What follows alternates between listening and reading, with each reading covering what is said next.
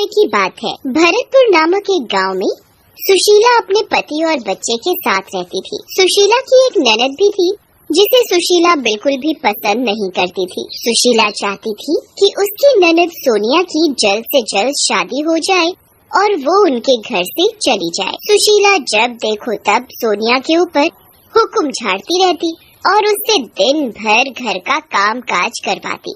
सोनिया अपनी भाभी को कुछ नहीं बोलती थी और वो घर का सारा काम करती। एक दिन सुशीला सोनिया से बात करते हुए, ए लड़की, चल कपड़े धो जल्दी। जब देखो खाली बैठी रहती है, तुझे हम इसलिए रोटी नहीं खिलाते, जल्दी उठ और सारे कपड़े धो। बेचारी सोनिया रोते रोते सारे कपड़े धोती है। काश मेरी माँ जिंदा होती तो मुझे ये सब काम नहीं करना पड़ता। भाभी तो मुझे हर समय परेशानी करती रहती है, इससे अच्छा तो मैं मर ही जाती। जब शाम होने वाली होती है तो सुशीला फिर शुरू हो जाती है, ओ महारानी, अब आराम ही करती रहेगी या खाना भी बनाएगी? चल जाकर खाना बना। सोनिया रसोई में जाकर खाना बनाने लगती है। जब खाना बनकर तैयार हो जाता है तो वो घर के सब लोगों को खाना खिलाती है। छी, इतना गंदा खाना, इसे तो कोई कुत्ता भी ना खाए। इतने में ही सुशीला खाने की थाली फेंक देती है। ये सब देख सोनिया बड़ी दुखी होती है और अपने कमरे में जाकर रोने लगती है। माँ, आप मुझे यूँ अकेला छोड़कर क्यों चली गई? यहाँ मेरा कोई नहीं है, मुझे भी अपने पास बुला लो। सोनिया को यूँ रोते रोते नींद आ जाती है और वो सो जाती है। और अगली सुबह सोनिया रसोई में काम कर रही होती है। तभी सुशीला रसोई में आकर सोनिया से कहती है, देख सोनिया, होली का त्योहार आने वाला है और घर में बहुत सारा काम है। पूरे घर की साफ सफाई करनी है, गुजिया बनानी है और भी तैयारियां करनी है। भाभी, आप चिंता न करें, मैं सब कर लूंगी। होली का नाम सुनकर सोनिया को एक पल के लिए अपने पुराने दिन याद आ जाते हैं। वो भी क्या दिन थे जब मैं और मेरी सहेली मिलकर होली का त्योहार बड़ी धूमधाम से मनाते थे। हम सब आपस में होली खेलते थे। कितना समय हो गया होली खेले हुए, अब तो सिर्फ पुरानी यादें ही रह गई हैं। जब माँ जिंदा थी तब मैं अपनी सहेलियों के साथ खूब होली खेला करती थी। कितना शौक था मुझे होली खेलने का, लेकिन जब से भाभी शादी करके आई तो मैं कभी होली खेल ही नहीं पाई। बस सारा दिन होली पर काम ही करती रह जाती हूँ। तभी बच्चे सुशीला के पास शोर मचाते हुए आते हैं। कल होली है माँ, हमें होली के लिए रंग और पिचकारी चाहिए। ठीक है, मैं तुम्हें शाम को बाजार से होली का सामान दिला लाऊंगी। सोनिया भी बच्चों की बात सुनकर हिम्मत जुटाकर सुशीला से कहती है, भाभी, आप बच्चों के लिए रंग और पिचकारी लेने जाओगे तो मेरे लिए भी ला देना। तेरी उम्र है होली खेलने की, जा, घर में कितना काम पड़ा है, जा जाकर काम कर। सोनिया कुछ नहीं कहती है और चुपचाप अपने काम में लग जाती है और काम करते हुए वो रोती जा रही थी। कुछ देर में शाम होने वाली थी। सुशीला अपने कमरे में बैठी आराम से टीवी देख रही थी तो वो सोनिया को आवाज लगाती है, सोनिया, ओ सोनिया, कहाँ मर गई? एक बार में तो उसे कभी सुनाई नहीं देता। हाँ भाभी, कहाँ थी? कितनी देर से तुझे आवाज लगा रही थी, पता नहीं कब तू मेरा पीछा छोड़ेगी। भाभी, आप ऐसा क्यों कह रहे हो? जबान लड़ाती है मुझसे। नहीं भाभी, ऐसा नहीं है, मैं तो बस क्या पागल समझा है मुझे? देख, परसों होली है और घर का जितना भी काम है सब खत्म हो जाना चाहिए। मुझे कुछ बहाना नहीं चाहिए, होली की और तैयारी भी करनी है। भाभी, सब हो जाएगा। भाभी, मुझे भी होली खेलनी है, इस बार मुझे भी होली खेलने दो ना। बहुत समय से मैंने होली नहीं खेली है। क्या करेगी तू होली खेलकर? अब तू बड़ी हो गई है, यूँ तेरा होली खेलना अच्छा है क्या? नहीं खेलनी होली। सोनिया मन ही मन बड़ी दुखी होती है और सोचती है, भाभी तो मुझे होली खेलने नहीं देगी। सभी लोग होली खेलते हैं पर मैं क्यों नहीं खेल सकती? काश माँ जिंदा होती तो वो मुझे कभी मना नहीं करती। तभी सुशीला सोनिया से कहती है, मैं बाजार जा रही हूँ, तू घर का ध्यान रखना, कहीं इधर उधर मत चली जाना। सुशीला बाजार से होली का सामान लेने चली जाती है और सोनिया फिर अपने काम में लग जाती है। काम करते करते उसकी आंख लग जाती है और वो सो जाती है। तभी सुशीला भी बाजार से होली का सामान लेकर आ जाती है। उसे सोता देख सुशीला का पारा 7वें आसमान पर चढ़ जाता है। ओ महारानी, तू काम कर रही थी या सो रही थी?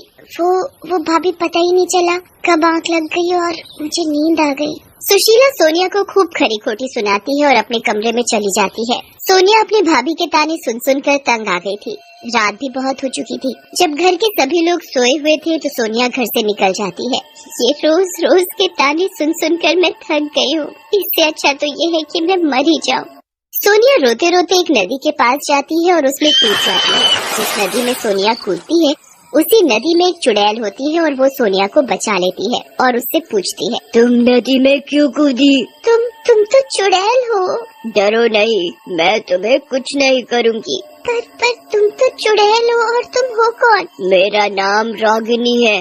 सब चुड़ैल एक जैसी नहीं होती। मुझे बताओ क्या बात है जो तुम अपनी जान देने चली थी? जब से मेरी भाभी आई है उसने मुझे कभी होली नहीं खेलने दी और वो मुझे बहुत परेशान करती है। फिर सोनिया चुड़ैल को सारी बात बताती है। होली होली तो मुझे भी बहुत पसंद है, पर जब से मैं चुड़ैल बनी हूँ ना, मैंने भी होली नहीं खेली। पर तुम चिंता मत करो, इस बार तुम होली जरूर खेलोगी। पर कैसे? वो तुम मुझ पर छोड़ दो। क्या तुम मुझे भी अपने साथ होली खिलाओगी? हाँ जरूर, और हम दोनों मिलकर होली खेलेंगे। पर तुम तो चुड़ैल हो। मैं अपना कोई भी रूप बदल सकती हूँ और किसी को पता भी नहीं चलेगा, और मैं तुम्हारे साथ तुम्हारे घर में ही रहूंगी। चलो अब तुम्हारे घर चलते हैं। सोनिया और चुड़ैल घर चले जाते हैं और घर जाकर दोनों चुपचाप सो जाते हैं। और अगली सुबह होली का दिन भी आ जाता है। सभी लोग अपने घरों में होली का जश्न बड़े धूमधाम से मना रहे थे। कोई पकवान बना रहा था तो कोई एक दूसरे को गुलाल लगा रहा था। सभी लोग एक दूसरे के साथ होली खेल रहे थे। तभी सुशीला भी सोनिया को आवाज लगाती है। अरे ओ सोनिया, अब सोती ही रहेगी? आज होली का त्योहार है और कितना काम पड़ा है। चल जल्दी उठ और काम कर। मैं नहाने जा रही हूँ। घर में पड़ोसी भी आने वाले होंगे होली खेलने के लिए। हाँ भाभी, अभी करती हूँ सारा काम। चुड़ैल ये सब देख रही होती है तो उसे बड़ा गुस्सा आता है। सुशीला नहाने चली जाती है तो चुड़ैल अपने जादू से घर का सारा काम चुटकियों में कर देती है। ये देखकर सोनिया हैरान होती है और खुश भी। सोनिया चुड़ैल का धन्यवाद करती है। इतने में ही सुशीला नहा कर आती है तो देखती है कि घर का सारा काम हुआ पड़ा है। वो घर का सारा काम हुआ देख हैरान होती है। तूने इतनी जल्दी सारा काम कर लिया कैसे? कोई भूत प्रेत करके गया है क्या? नहीं भाभी, मैंने ही घर का सारा काम किया है। सुशीला को तो जैसे विश्वास ही नहीं हो रहा था कि सोनिया ने इतनी जल्दी कैसे कर दिया। तभी सोनिया सुशीला से कहती है, भाभी मैंने काम भी कर दिया, मैं होली खेलने जाऊँ? नहीं, मैंने मना किया है ना, तुझे होली नहीं खेलनी। देख अभी घर में मेहमान आते ही होंगे। सोनिया सुशीला की बात सुनकर उदास हो जाती है। सोनिया तुम उदास मत हो, तुम होली जरूर खेलोगी। इतने में सुशीला के घर पड़ोसी और रिश्तेदार होली खेलने आ जाते हैं और वो सब एक दूसरे को रंग लगाते हैं। जैसे ही सुशीला पड़ोसियों के गुलाल और रंग लगाने आती है तो चुड़ैल अपने जादू से सुशीला को गिरा देती है, जिसकी वजह से उसका पैर टूट जाता है। हाय रे, मेरा पैर, मर गई रे, इसे भी आज ही के दिन टूटना था।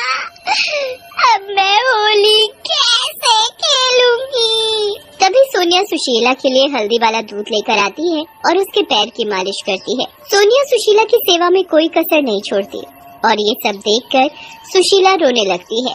मैंने तेरे साथ कितना गलत किया, फिर भी तू मेरी सेवा कर रही है।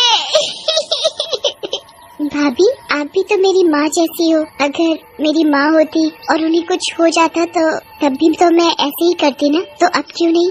तभी सुशीला का पति और उसके घर आए सभी पड़ोसी और रिश्तेदार सुशीला से कहते हैं, देखा सुशीला, तुमने तो कभी सोनिया की कदर ही नहीं की और इसने तुम्हें हमेशा अपनी माँ जैसा समझा। मैं अपने किए पर शर्मिंदा हूँ, मुझे माफ कर दे सोनिया। नहीं भाभी आप ऐसा मत बोलो, आप तो मेरी माँ जैसी हो। तभी सुशीला सोनिया से कहती है, सोनिया तुझे होली खेलना पसंद है ना? जाकर खेल ले होली। नहीं भाभी मुझे नहीं खेलनी होली, वैसे भी आपकी तबीयत ठीक नहीं है। मैं कह रही हूँ ना, जा खेल ले होली। सोनिया खुश हो जाती है और वो अपनी भाभी से कहती है कि मेरे साथ और कोई भी है, वो भी मेरे साथ होली खेलेगी। तभी चुड़ैल सबके सामने आती है तो सभी लोग चुड़ैल को देखकर डर जाते हैं। चुड़ैल, ये तो चुड़ैल है। डरो मत, मैं तुम्हें कुछ नहीं करूँगी। तभी सोनिया चुड़ैल के बारे में सभी लोगों को बताती है। इसे भी होली खेलना अच्छा लगता है, ये भी हमारे साथ होली खेलेगी। हाँ हाँ क्यों नहीं, ये भी हमारे साथ होली खेलेगी। फिर चुड़ैल और सोनिया सभी लोगों के साथ जमकर होली खेलते हैं